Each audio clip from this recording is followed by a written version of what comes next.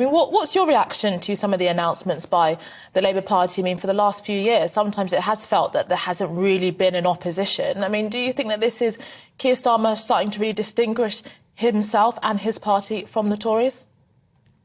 Yeah, I'm not sure that critique was quite fair because Keir Starmer had dozens, almost hundreds of policies in the pandemic, but thankfully we're out of lockdowns now and into different territory.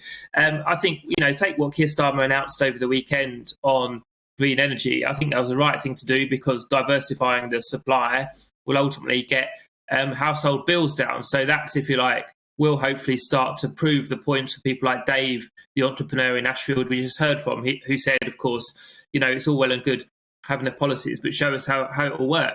Similarly, anything environmental will go down well with the actual membership at a conference and people like me, because we're all environmentalists at heart in the party. And it's also perhaps some more of the difficult, unexciting long-term planning to think, what will our energy need be in the next 10 to 20 years? So I think that's the right thing to do. I'd encourage Labour to have one or two more big announcements this week because, yes, I think Keir Starmer is a world away from Jeremy Corbyn and is seen as a potential Prime Minister, but he now needs to build up the whole shadow cabinet with a range of really economic and life-changing policies across the different departments. And on that, do you not think that his shadow cabinet as it currently stands then is particularly impressive then? Because they're not very well known, I suppose, by most ordinary people. You do have Angela Rayner as deputy, you do have Wes Streeting, who's emerging as a big figure. But do you think they need bigger characters who people can actually identify with Labour and Labour policies? Well, I think they're serious characters in their own right. Rachel Reeves, a former economist, you could say, given that the economic crisis we have and then the turmoil in the pound over the last 2 working days since the mini budget, having the Economist as shadow chancellor is the right person for the right job. I think Angela Rayner and Wes Streeting are fantastic communicators. So I think having people that are serious and know their policy is absolutely fine. Obviously, we've just seen the back of a Prime Minister in Boris Johnson who was a character but notoriously didn't do the detail. So I'm quite happy with shadow cabinet, but ultimately it is a team sport, and that's there are many different reasons why Labour won, the Tories lost in '97.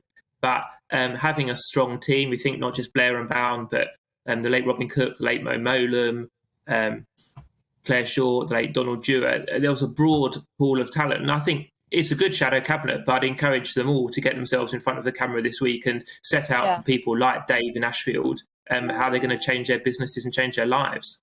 Yeah, I mean, don't you think that the Labour Party should be far further ahead at this point? I mean, we've had a pandemic, we're in a cost of living crisis, we've gotten rid of a Prime Minister, and many people think that, the Prime Minister we have now hasn't necessarily been voted for. There's big open goals there, it seems, for the Labour Party, but they're just not really making the kinds of headway that perhaps you'd expect at this point.